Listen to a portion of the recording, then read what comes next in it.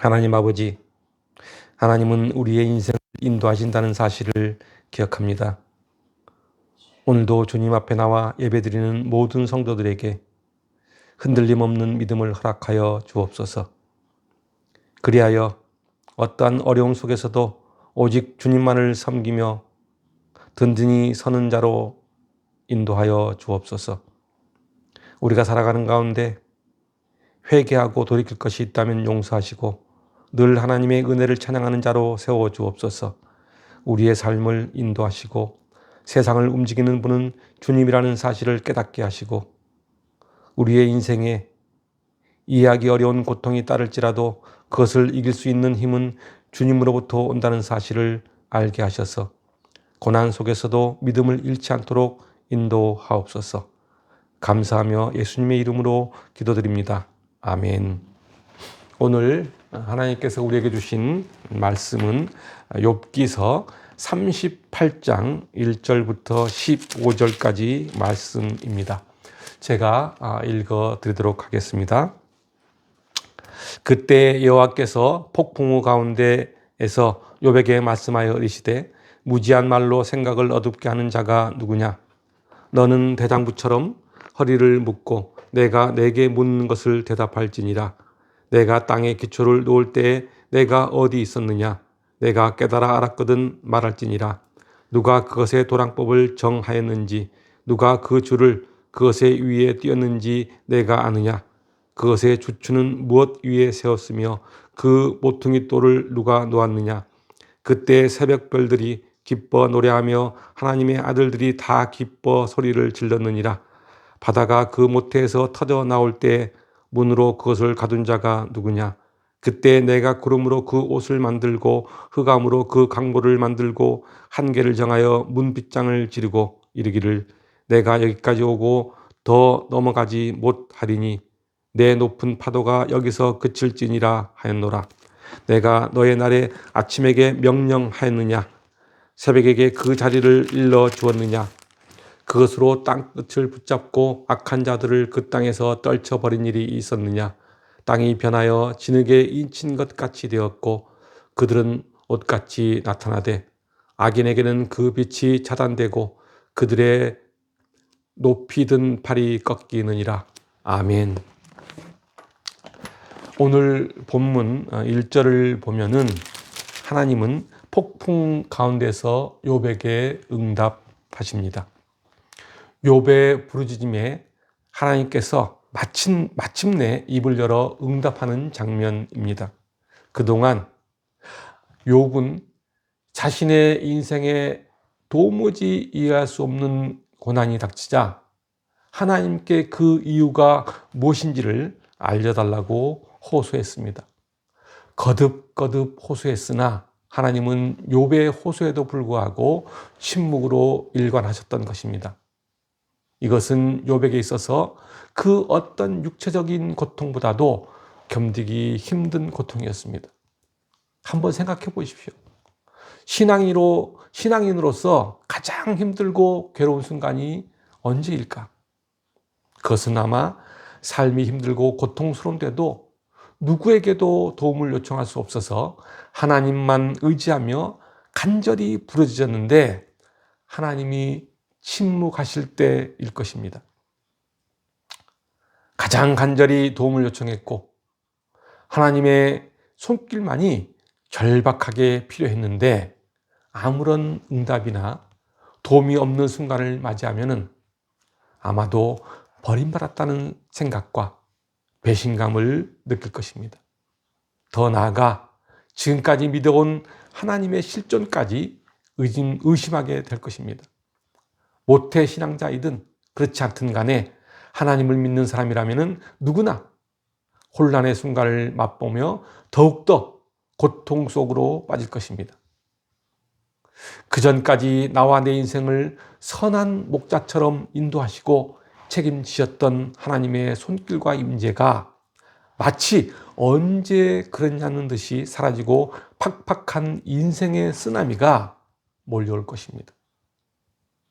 그동안 욥도 그러했습니다. 욥이 그랬던 것처럼 하나님께 부르짖어도 아무런 응답이 없는 똑같은 상황이 다윗에게도 벌어집니다. 시편 28편입니다. 시편 28편 1편을 보면은 다윗은 하나님께 이렇게 호소합니다. 여호와여, 내가 주께 부르짖으오니 나의 반석이여 내게 귀를 막지 마소서. 주께서 내게 잠잠하시면은 내가 무덤에 내려가는 자와 같을까 하나이다. 다윗은 엄청난 고통을 당하며 절박한 기도를 하나님께 드리고 있습니다. 세상은 너무나도 악한데 하나님은 왜 침묵만 하고 계시느냐고 부르짖고 있습니다. 하나님께 간절히 부르짖는데도 하나님은 아무런 응답이 없습니다. 그러자 다윗은 자신의 심정이 얼마나 비참하고 고통스러운지를 하나님께 호소하고 있는 것입니다. 우리도 이런 심정일 때가 종종 있습니다. 고통 중에 하나님을 찾아보지만은 하나님은 여전히 응답하시지 않을 때 우리는 절망과 고통으로 몸부림칠 때가 있습니다. 그런데 이럴 때 우리가 조심해야 할 것은 그러다가 우리의 심령이 악한 자처럼 강팍해진다는 것입니다.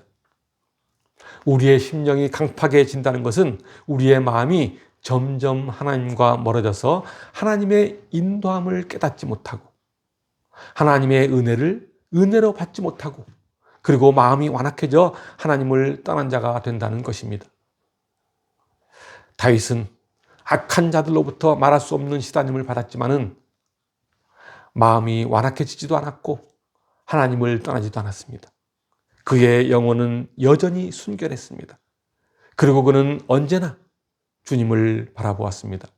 그래서 다윗은 시편 16편 8절에서 이렇게 고백합니다. 내가 여호와를 항상 내 앞에 모시며 그가 나의 오른쪽에 계심으로 내가 흔들리지 아니하리로다. 다윗은 고통 중에서도 흔들리지 않았습니다. 이것이 다윗이 가진 삶의 원칙이었습니다. 욥도 그랬습니다. 이해하기 어려운 상황 속에서도 그는 하나님만을 바라보았습니다. 하나님을 떠나지 않았습니다. 그러자 마침내 하나님은 욥에게 응답하십니다. 하나님께서 욥에게 직접 나타나신 것입니다. 그것이 바로 오늘 본문 1절 말씀입니다. 1절 말씀 읽어보겠습니다. 그때 여호와께서 폭풍우 가운데 욥에게 말씀하여 이르시되, 하나님은 폭풍 가운데 나타나셔서 욥에게 말씀하고 계십니다. 이와 같은 사실은 하나님의 자녀가 하나님께 부르짖어 응답받지 못하는 경우는 없다는 것을 보여주고 있습니다. 다만 응답의 속도와 시간의 차이가 있을 뿐입니다. 시간이 지난 후에 우리는 그때 그것이 하나님의 응답이었구나 라고 깨닫게 될 때가 많습니다. 아마도 여러분들도 마찬가지로 인생을 살아가면서 이런 경험을 한 적이 있었을 것입니다. 그러나 사울과 같이 하나님께 중한 죄를 짓고도 진심으로 회개할 줄 모르는 경우에는 하나님께서도 응답하지 않으십니다. 사울은 이미 하나님을 떠난 자였습니다. 그런 사울이 하나님께 묻습니다. 그러나 하나님은 사울에게 아무런 대답을 하지 않으십니다. 사무엘상 28장 6절 말씀입니다. 사울이 여호와께 묻자오되 여호와께서 꿈으로도 우림으로도 선지자로도 그에게 대답하지 아니하시므로. 그렇습니다. 하나님을 떠난 자에게는 하나님이 응답하시지 않으십니다. 사울은 이미 하나님을 떠난 자였기에 이 방법 저 방법으로도 하나님은 대답하지 않으신 것입니다. 더 정확하게 말하면은 하나님 앞에 회개하지 않고 돌이키지 않는 자는 하나님과의 관계가 회복되지 않는다는 것입니다. 그러나 하나님은 진심으로 회개하고 돌이켜 당신 앞에 부르짖는 자에게는 마치 하나님은 기다렸다는 듯이 내가 여기 있다 라고 하시며 응답하십니다. 그래서 이사야서 58장 9절은 이렇게 말씀하고 있는 것입니다. 내가 부를 때에는 나 여호와가 응답하겠고 내가 부르짖을 때는 내가 여기 있다 하리라. 하나님은 회개하고 돌이켜 부르짖는 자의 하나님이십니다. 욥은 인간으로서는 감당하기 힘든 육체적, 정신적 고통 속에서도 결코 하나님을 잃어버리지 않았습니다. 인생의 환난 가운데서도 그는 하나님께 전적으로 의지하며 하나님께 부르짖었습니다. 그렇습니다. 하나님은 회개하고 돌이켜 당신을 의지하고 부르짖는 자들을 결코 외면하지 않으시는 분이십니다. 오늘 본문 2절을 보면은 하나님께서는 가장 먼저 욥의 무지를 지적하고 있는 것을 볼 수 있습니다. 무지한 말로 생각을 어둡게 하는 자가 누구냐라고 지적합니다. 그것은 하나님에 대한 무지함을 지적하는 말씀입니다. 욥은 지혜로운 자였습니다. 지식과 지혜에 통달한 자였습니다. 그러나 하나님의 섭리에 대해서는 무지한 자였습니다. 그렇습니다. 인간이 아무리 많은 지식과 학식 그리고 뛰어난 머리를 가지고 있을지라도 그것은 하나님 앞에서는 아무것도 아니라는 사실입니다. 우리는 하나님의 섭리, 하나님의 계획이나 뜻과 의도에 대해서는 어두울 수밖에 없습니다. 무지할 수밖에 없습니다. 잘 알지 못합니다. 그것이 인간이 가진 통찰력의 한계입니다. 하나님은 자신에게 불평을 토로하고 있는 욥에게 인간의 지식은 한계가 있으며 그 지식과 지혜로는 하나님의 오묘한 섭리를 이해하지 못한다고 말씀합니다. 그래서 하나님은 2절 말씀처럼 무지한 말로 생각을 어둡게 하는 자가 누구냐라며 욥을 책망하고 있는 것입니다. 인간의 지식과 지혜는 한계가 있습니다. 이 세상의 모든 이치와 오묘한 일들을 우리 인간은 모두 알 수가 없습니다. 우리는 하나님께서 허락하신 범위 안에서 제한적인 것만 볼 수 있고 그리고 또 그것만 알 수 있는 것입니다. 이것이 인간의 모습이며 인간이 가진 한계입니다. 이 한계를 우리는 인정해야 합니다. 그럴 때 우리는 자신의 무지와 교만함을 되돌아볼 수 있고 내 자신이 불완전한 존재라는 사실을 깨닫게 되는 것입니다. 자신의 무지와 교만함을 알고 불완전한 존재라는 사실을 알게 되면 우리는 우리의 마음과 생각을 비로소 하나님께 맡길 수 있는 것입니다. 여러분 모두가 여러분의 생각과 마음을 하나님께 맡기는 믿음의 용사가 되길 바랍니다. 오늘 본문 4절부터 15절까지는 만물이 창조되기 전부터 영존에 계시는 하나님의 주권과 지혜 그리고 섭리를 욥에게 질문을 통해 각인시키고 있는 장면입니다. 4절을 보면은 하나님께서 욥에게 내가 땅에 기초를 놓을 때 너가 어디 있었느냐? 너가 깨달아 알았거든 말하라고 합니다. 그러면서 8절에서 바다가 그 모태에서 터져나올 때 문으로 그것을 가둔 자가 누구냐고 묻습니다. 땅과 바다에 대해서 말씀하고 있는 것입니다. 천지 창조에 대한 말씀을 하고 계시는 것입니다. 다시 말하면 우주 만물이 어디서 생겨 나왔는지 너는 아느냐라고 욥에게 묻고 있는 것입니다. 창세기 1장을 보면은 모든 만물은 하나님의 명령, 곧 말씀에 따라 창조되었다고 기록되어 있습니다. 땅과 바다, 그리고 우주 만물들은 하나님의 무한하신 권능과 위엄의 말씀으로 창조되었다는 것입니다. 그래서 다윗은 우주 만물을 창조하신 하나님을 이렇게 찬양하고 있습니다. 시편 8편 3절과 4절 말씀입니다. 주의 손가락으로 만드신 주의 하늘과 주께서 베풀어 두신 달과 별들을 내가 보오니 사람이 무엇이기에 주께서 그를 생각하시며 인자가 무엇이기에 주께서 그를 돌보시나이까. 그렇습니다. 하나님은 당신의 손가락으로 온 우주를 창조하신 위대한 분이십니다. 그러나 인간은 이 광대한 우주 가운데 그 존재조차 찾기 어려운 먼지와 같은 존재에 지나지 않습니다. 그러나 하나님은 그러한 인간을 기억하시며 돌보신다는 것입니다. 다윗은 자신을 향한 이 같은 하나님의 은혜를 깊은 감동으로 찬양하고 있는 것입니다. 우주 만물 가운데 나타난 하나님의 영광을 찬양하는 이 같은 노래가 있습니다.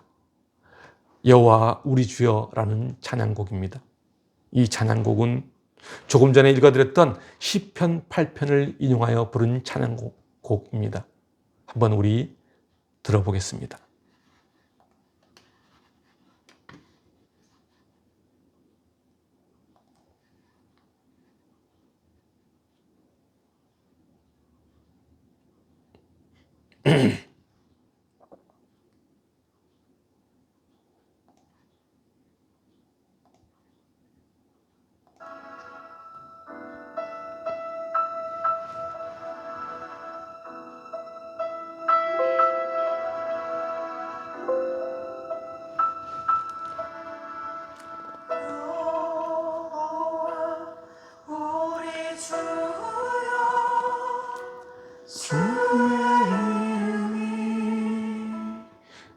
온 땅에 어찌 그리 아름다운지요. 어찌 그리 아름다운지요.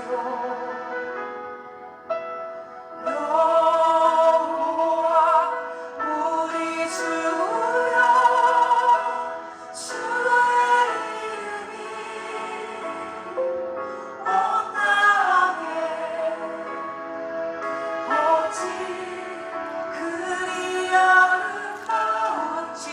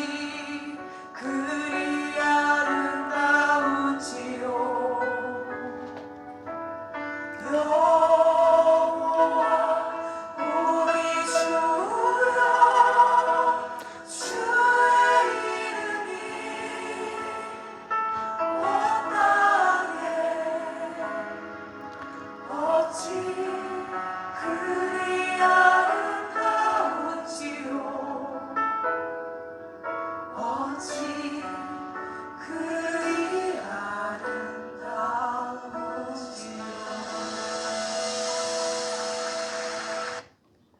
아멘.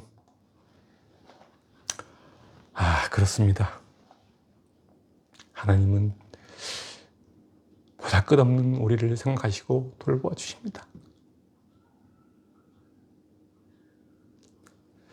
하나님은 세상을 움직이시고 우리의 삶을 인도하시는 분이십니다.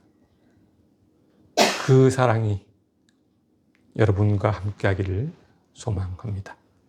오늘 본문 5절과 6절을 보면은 누가라는 단어가 나옵니다. 5절과 6절 말씀입니다. 누가 그것의 도랑법을 정하였는지, 누가 그 줄을 그것의 위에 띄었는지 내가 아느냐. 그것의 주추는 무엇 위에 세웠으며 그 모퉁이 돌을 누가 놓았느냐. 이 땅을 세울 때 누가 치수를 정해서 설계했는지, 누가 측량줄을 띄었는지를 묻고 있습니다. 다시 말하면은 이 세상을 누가 움직이고 너의 삶을 인도하시는 분이 누구인지를 생각해 본 적이 있느냐는 것입니다. 사람은 어리고 미성숙할수록 자기밖에 생각할 줄 모릅니다. 어떤 일을 했을 때 내가 얼마나 잘했는지 또 내가 얼마나 잘났는지를 생각합니다. 생각하는 방향과 각도가 모두 자기 중심입니다. 자기밖에 생각할 줄 모릅니다. 그러나 점점 나이가 들어가고 성숙해지면은 나 중심이 아닌 타인 중심이 되어 갑니다. 왜냐하면은 생각이 깊어지기 때문입니다. 그래서 성숙한 사람들의 생각은 점점 형제와 자식 또는 부모님 그리고 이웃과 연약한 자 중심으로 바뀌어 갑니다. 심지어 가난하고 소외된 이웃들에게로 옮겨갑니다. 그리고 더욱더 성숙해지면은 최종적으로는 하나님 중심으로 바뀐다는 사실입니다. 하나님 중심으로 살아가는 사람은 비뚤어진 생각으로 자기만을 생각하지 않습니다. 원망의 마음을 품지 않습니다. 원망하는 마음을 쉽게 내려놓습니다. 왜냐하면 하나님의 거룩한 성품과 하나님이 원하시는 뜻을 묵상하며 살기 때문입니다. 한마디로 하나님과 교제하면서 점점 더 성숙한 삶을 살아간다는 이야기입니다. 그러면서 12절부터 15절까지는 욥이 태어나기 훨씬 이전부터 하나님께서는 아침을 오게 하여 땅에 빛을 비추게 하였다고 말씀합니다. 다시 말하면 세상의 모든 만물은 전적으로 절대자인 하나님의 섭리와 통치에 따라 운행된다는 사실을 알려주고 있는 것입니다. 하나님의 섭리와 통치는 이 땅 곳곳에 밝은 빛을 비추어서 이 땅의 악인들이 그 악을 그치도록 하기 위함입니다. 아침이 밝아지면 어둠이 물러가는 것과 같이 하나님께서는 이 땅에 빛을 비추어 어둠의 세력이 물러가도록 하신다는 이야기입니다. 그리고 당신의 자녀들을 통해서 이 땅에 어둠의 세력이 물러가게 하십니다. 하나님을 믿는 우리에게는 하나님이 부르신 소명이 있습니다. 그것은 바로 우리가 이 땅에 살면서 빛의 역할을 다해야 한다는 것입니다. 이기적이고 나만 아는 그런 존재가 아닌 이웃과 선한 공동체를 살리는 아름다운 존재로 우리를 세우셨습니다. 그 사명을 우리에게 주신 것입니다. 성경은 우리 성도들에게 세상의 빛이라고 말씀하고 있습니다. 마태복음 5장 14절부터 16절 말씀입니다. 너희는 세상의 빛이라. 산 위에 있는 동네가 숨겨지지 못할 것이요 사람이 등불을 켜서 말 아래에 두지 아니하고 등경 위에 두나니 이러므로 집안 모든 사람에게 비치느니라. 이같이 너희 빛이 사람 앞에 비치게 하여 그들로 너희 착한 행실을 보고 하늘에 계신 너희 아버지께 영광을 돌리게 하라고 말씀하고 있습니다. 그렇습니다. 우리 모두는 하나님의 자녀로 부름받아 이 땅에 빛의 역할을 감당해야 합니다. 하나님이 우리를 세상에 부르신 것은 우리로 하여금 세상의 빛이 되어 세상을 밝게 비추기 위함입니다. 그래서 빌립보서 2장 15절은 이렇게 말씀하고 있는 것입니다.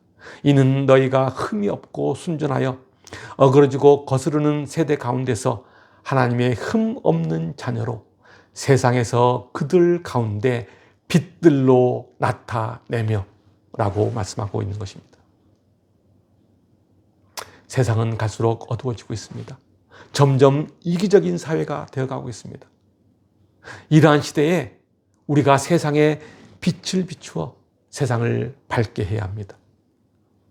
자연의 빛이 어둠을 쫓아내듯이 하나님의 자녀인 우리 성도들은 이 땅의 영적인 어둠, 즉 악한 어둠을 내어쫓는 역할을 감당해야 합니다. 어두운 이 시대에 세상의 빛이 되어 세상을 밝게 비춰야 됩니다. 주님은 이렇게 말씀하셨습니다. 마태복음 5장 16절 말씀입니다.